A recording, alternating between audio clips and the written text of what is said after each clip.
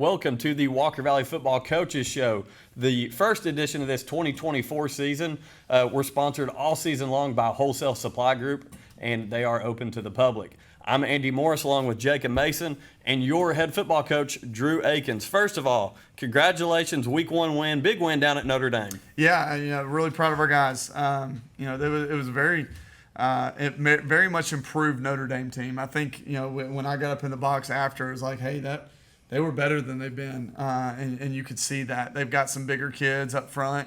That's been the real struggle for them the last few years is just, on the line of scrimmage, we've just been able to dominate the line of scrimmage. They had some guys up front that were a little more difficult to handle this year, especially on the offensive side of the ball. They always have great athletes. I think Coach Hill's doing a great job. So anytime you can walk away with a win and face the adversity we faced, it's kind of nice that first game, getting some adversity, trying to figure out how to fight through that together as a team, and then seeing us do that in the fourth quarter, come out and score 20 points to end the game and really make it look like it was a lot further spread than it was. Made us feel good going into this week.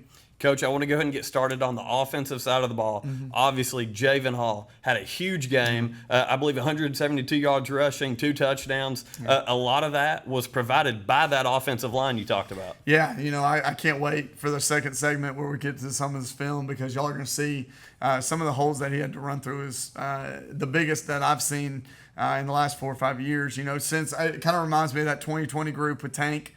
Tank at running back, he had a ton of yards, but that 2020 O-line group was different. This is the closest we've been to that, where you see some of these holes that we ran through, especially late in the game. Javen obviously had some massive holes to run through, but also Javen had a great performance, really protected the ball. That was the biggest thing that we talked about in the pregame and in the preseason was protecting the football, and Javen did a great job of that. We've got to make sure that we do that as a group, as a running back group, that we protect the ball a little bit better. But those are mistakes that we look forward to fixing after a win. 172 yards rushing for Javen, but as a team, 357 yards rushing, which is a school record. So really proud of that, really proud for our guys. Those guys up front, we've kind of, every time we've talked, hey, our O-line is who we're going to lean on. So for us to be able to do that with them in game one, and that show up was really, really huge for us. Yeah, quarterback Dawson Stum contributed to those rushing yards as well. Had a really big carry. 25-yard run that what I liked at the end of that, he slid to protect himself and not an unnecessary hit taken at the end of that run. Yeah, we've seen it in our area. A kid goes down and very simple play and gets a knee hurt. And we kind of talked to Dawson after seeing that. I hate it for the kid. We're praying for the kid. The worst thing about this profession and the worst thing about sport in general, not just football, any sport, is seeing a kid lose a year. So that's really tough. And prayers out to Bradley's quarterback. But we talked to Dawson about that. Hey, man, you got to protect yourself. You got to be smart. Make good decisions. When you run with purpose, and then make sure that you protect yourself at the end. He did a really good job of that. But, big play, 25-yard rush, put us in position for a score. So that was a big play by him, a very savvy play. We didn't do a whole lot in the pass game, and we kind of talked about that after the game as well. They were putting 6 guys into pass coverage, and we only had 2 receivers, so it didn't make a whole lot of sense to try to stand up and throw the ball. We had 18 pass attempts, and in all reality, it was probably 7 too many. We probably threw the ball 7 too many times, just chasing stuff. And me chasing stuff led to the interception. So we got to make better decisions, team decisions as an offensive staff, that we're not just chasing things that aren't there, that we're putting our kids in good situations to be successful. And that was one, the interception especially, that we didn't put our kids in great situation there. Yeah, so flipping over to the defense side of the ball, you can definitely tell who that front seven was going up against all summer long, because as the night continued, the motors just kept going. And I felt like those defensive ends finally broke loose in the second half, and they weren't able to contain them. Just kind of talk about your defensive performance. I know probably more points than you would like, but if you go back and really look, misformed, like fumbles, that pick 50 yards that gets brought back, that's taken back by a penalty. They end up scoring on that drive. Just talk about the defensive performance all night, because especially the front seven, looked very, very tough. Yeah, I think our D-line is, another thing that we've talked about every time that we've talked together. It's been the line of scrimmage on both sides. Troy Duskevich, Jack Shantz, Dylan Sharp played a great game. Lane Ferris is back with us, and really, what a great player as a sophomore. Has so much potential and a great future ahead of him. Eli Robinson, Judd Thompson, Jack Glenn came in and made some plays at our 5 technique. So, we rotated a lot of bodies through there, and those guys played really well. Troy Duskevich has been a menace throughout the preseason and then showed up again, on Friday night and made some plays. They had the sack on 4th down that turned them over, that kind of killed that. That third quarter where it was like, there was one moment, I think we fumbled on a run, and they had the ball at about the 50-yard line. And that was the one moment I was like, man, this is feeling a little dicey. It didn't feel like we weren't in control, but it felt like, hey, if we give something up here, it's gonna get out of control a little bit for us. And Troy made a stop on 4th down, a sack on 4th down that kind of got us back into, okay, now we took a breath and we're able to finish this game out. Jack Shantz played really well. He always plays so sound and savvy. Dylan Sharp made some plays, especially on screens. He's so good at feeling screen and reading screen and making tackle. And then you go to the next level with, Braylon Beard. I thought Braylon played an outstanding game, had a fumble recovery, but for his first game as a starter as a sophomore, played an unbelievable game. And when you look at the guys that he's filling in for over the years, we've had some really good linebackers. Last year with Leandre Hinton and Jacob Hollingsworth. The year before that with the best ever do it here with Eli Denton. He's filling in some pretty heavy shoes, and for him to be able to step in that role and make some plays was huge to see. And then the guys around him, I thought Zeke played well at times. I thought Tyler Goldman really stepped in and played really well at linebacker. Our stars played well. They leveraged the ball. We got to fix some alignment things. We got to fix some angle things with our stars, but I thought they did good. So, the front 7 really took away run for them and really made them focus on pass, and that's where I thought you saw us have some success at DB as well. Yeah, Burns had a great night. Something I love watching Michael Wood. He's so long. He started off at the middle school as a defensive end, so he's not afraid of contact. And then you get to move him out wide, and man, he's going to be something to watch for the year to come. Yeah, he's so athletic, and that's what we talk about. Mike, started in the postseason last year. Hey, Mike, I just need to see you mature. I need to see you grow up a little bit over the next 6 months. And he's really made that part of a daily focus for him. And he's not always perfect at it. He's not always great at it. But you can see that he's matured over the year, over the past 6 months. And the AB played a great game. He was our defensive player of the game for the week, and 7 tackles. But what I was most proud of is the interception, the pick 6 at the end. I'm glad you went there. Jacob and I were so fired up about that play. Yeah, he starts 10 yards behind Kane, which is awesome for Kane, another sophomore that's going to play a lot of football for us. Starts 10 yards behind him and then catches up and then passes him to make a touchdown making block to really put us over 50, to give us a 50 burger, which we're celebrating today. And we're going to make Kane and AB a part of that, because that effort play is what we're about. So really proud of AB. Again, one of his first starts, and for him to go out and make plays that he did was really special. Yeah, by the way, we are pre-recording this on Tuesday, so the 50 Burger Party taking place today. Yeah. With that, the big 54-24 win down at Notre Dame. Let's go ahead and preview Polk County a little bit. Breaking news as of today, the start time has been pushed back to 7:30 for that game. Coach, just kind of explain to everybody what's going on with that. Yeah, it's so hot this week, and I think it's going to break a little on Friday, but I just don't want to put kids in a situation where heat is at risk at all. And when you think about all the moving parts that we have in a football game, it's not just the players on the football field that we're dealing with. We got 250 plus band members that are going to be out there in their gear, carrying their instruments. We got cheerleaders, we got fans, all of those things. Announcers in the press box as well. Yeah, y'all got to sit up there. There's so many things going on, and it felt like, hey, we need to make this decision early because we have so much going on Friday as well. We're honoring Charleston as we do the first game every year, and we're going to bring back the 2000 football team and celebrate those guys. So we felt like we needed to make a decision early in the week just to make sure we weren't, chasing things on Thursday, trying to get it done. So went ahead and made that decision. I think it's what's best for our players. I think it's what's best for our fans, and in all of our students and put them in the safest environment we possibly can. Yeah, so once again, 7:30 start time Friday night here at the MAC against Polk County.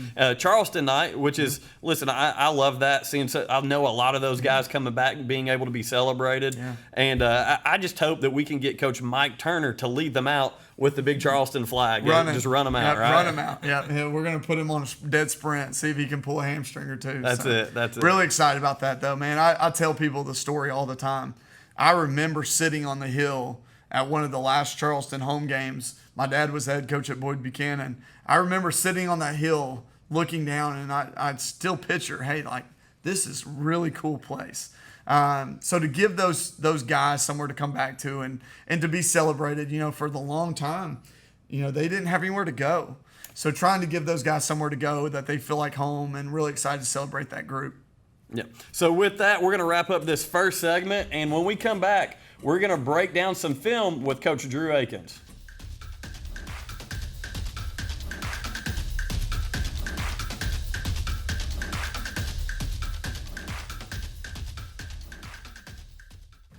Welcome back to the Walker Valley Football Coaches Show with Walker Valley head football coach Drew Akins. I'm Andy Morris along with Jacob Mason, and we're sponsored all season long by Wholesale Supply Group. They are open to the public.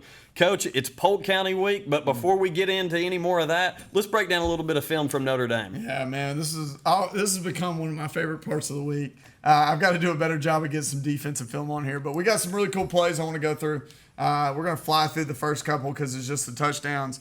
And then once we get into that, I'm gonna really dive into the last play here. So early on here, what you're gonna see is this is our trio set. So this is funny. As we were kind of going through the week, we talked about, hey, I like to give kind of a veil. Let's take the veil away a little bit. Well, we practiced all week saying, hey, the way they cover. Roman's not going to get a whole lot of opportunities because they cover short. You can see backside over here that this kid right here. Let's see if I can get my laser pointer pulled up. So this kid right here is the short, flat defender, and they play a safety over top of the single defender. So we knew if Roman was over here, that he would have a hard time with this double coverage the whole game. And you saw that throughout the game. They stayed in that. So on Thursday night, I was like, hey, man, let's put in a new formation. Something we've ran before in the past, but something that we haven't ran this year yet. Throw it in on Thursday night. Not a big deal. Hadn't practiced it at all. But I knew by doing that I could get Roman into a more favorable situation over here on the front side. So as you'll see, we just run a simple stick concept. So run a hitch here, run it out with Hudson, and then run a vertical on the outside receiver. And all we're doing here is we're reading the chest of that receiver, and then we're going to high-low that guy. Okay, so as you look, we're literally just going to say, hey, if I see his chest, I'm going to throw it into his chest. Okay, if I don't see his chest, I'm going to find this defender, and I'm going to say, hey, if he's high, throw it low, and if he's low, throw it high. That's the only thing Dosen has to worry about. So again, we've talked about trying to make this as simple as possible on Dosen. But what you can see is there's a ton of space over here with Roman. So, Dosen does a great job. He sees chest. And you talk about run after catch here. What a physical run by this kid after the catch.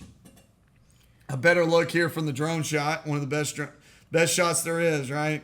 Again, you see the same thing, though. We're just attacking this space. So this space is a void in this. So all we're doing is saying, hey, we're going to run a receiver here. It could be this receiver. It could be this receiver.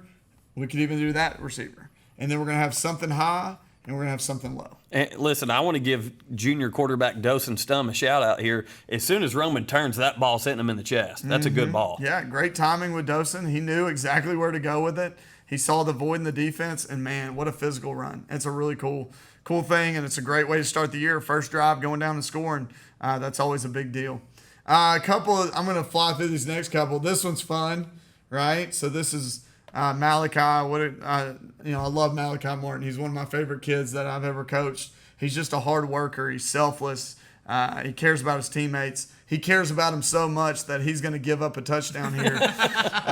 He's going to fumble this into the end zone. It's really kind of hard to see because Lane Kelly if you'll just keep your eyes here on this one right here, he down blocks and really just kind of ends up crushing the defensive line across the ball, and then looks down. He said, "Coach, I just looked down and saw it, and I jumped on it." And I was like, "Did you flatten it?" And he laughed and said, "No, I just grabbed it." I was like, "Well, congratulations, man. That's a touchdown. You're in the record books forever for that." So Did you see the verticals of those offensive linemen during that celebration? Listen, they were fired up for him, man. They came over the sideline. They almost forgot we had to kick an extra point here. Look how excited they are. They're jumping. His brother celebrating with him, which is awesome.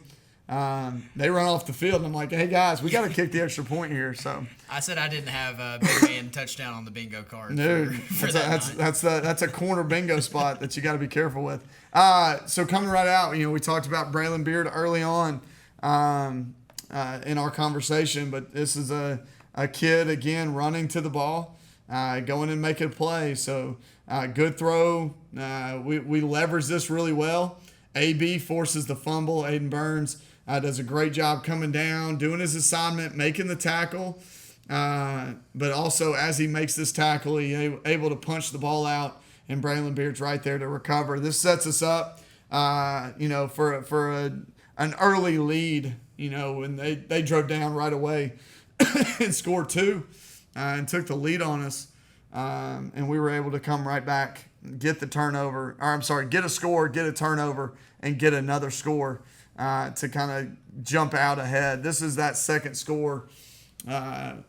Zeke, this is one of our heavy packages. We've watched this now with several different guys, go through the years. Year 1 was Griffin Broom. Year 2 was Tucker Pope. Year 3, we jumped in it with Ryan Lay. Year 4, we used Tucker Owenby. Year 5, last year we kept Evan in the game, and Evan had a ton of touchdowns on load. And then this year, moving on to Zeke, it's been a huge package for us and something we've had a ton of success with. So it's always fun to watch this for me. Yeah, during our broadcast, we brought that up. We talked about Griffin Broom because he's the one that really stood out because that was so unique then. And it's been neat to see the progression of things that you've added off of that as well as the years have went on. Yeah, that's something we're always looking at. We're always chasing new things and finding new ways to do things because, listen, teams know that we do this. This is not a secret.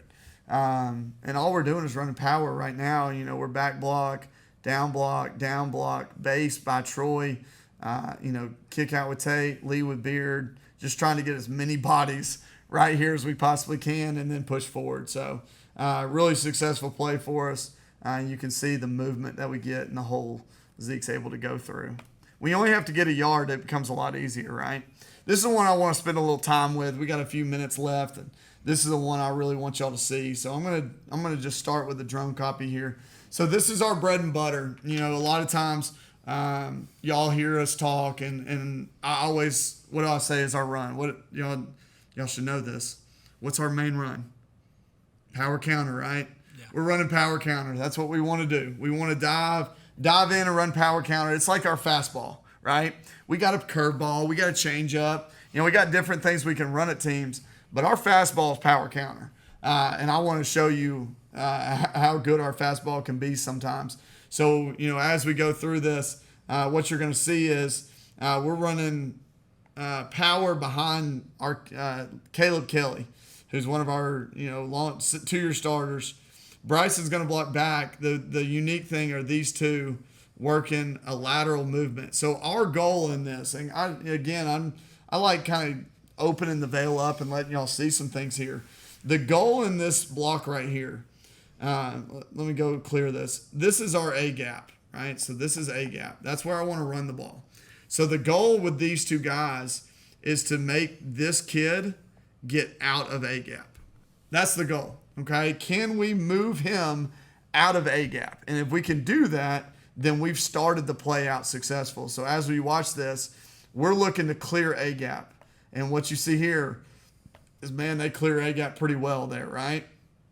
So the next goal that we have, we're going to get a nice base. Our Y back is so important. So Tate Roundtree is such a huge part of our success when we run the football. A lot of times we've been in here and I'm saying, hey, we ran the ball so well because Tate played so well. This is Malachi Martin, who's our running back. Again, he's a selfless kid. We've moved him to Y back. threw him in the game. And man, he's going to play a lot of snaps there, and really excited about him there.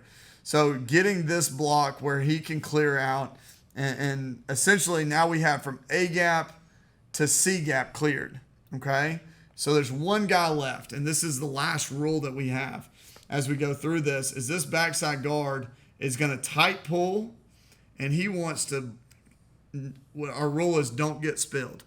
So spilled means that their backer dives inside. His helmet goes inside. We want to make sure that our helmet is inside on this block.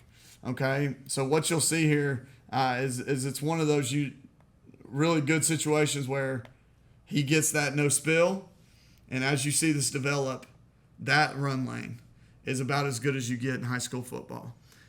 So man, this is something that's a 2-year process that we've spent 2 years trying to get really good at this. And for us to be able to do that and be successful here is really big. And I was really excited for Javen. But really, it all kind of stems off our offensive line and their ability to make plays. Yeah, a ton of credit to those big guys up front. Jacob and I, one thing that we noticed during our broadcast of the game was just about every single snap, our offensive line was about 1.5 yards off of where they started every single snap. Yep, we are going to base our entire season around our line of scrimmage, both sides. So for those guys to come out game one with that kind of pressure that I'm putting on them, I'm saying we are going to be successful or unsuccessful because of you guys. For us to come out and play that way at the start is really great. So really proud of those guys. They, offensive line, Y-backs, and tight ends won our offensive player of the game. It's because of plays like this that they did.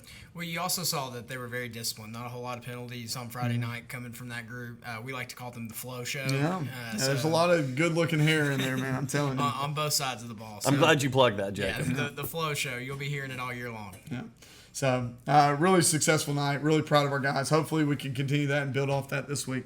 So, Coach, after a solid win in Week 1 against Notre Dame, you're getting some rewards in the newspapers and online and things.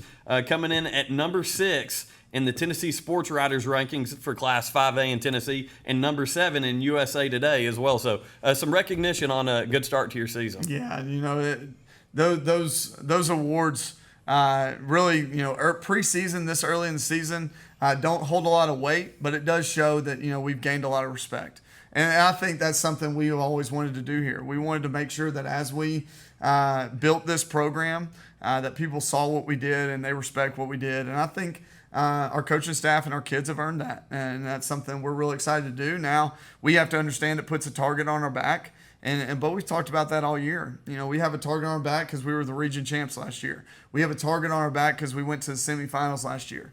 So we're going to have to deal with a target on our back all year. So this is just another thing that we're going to have to make sure that we don't let get to our heads and that we go out and play every single week as if we are that.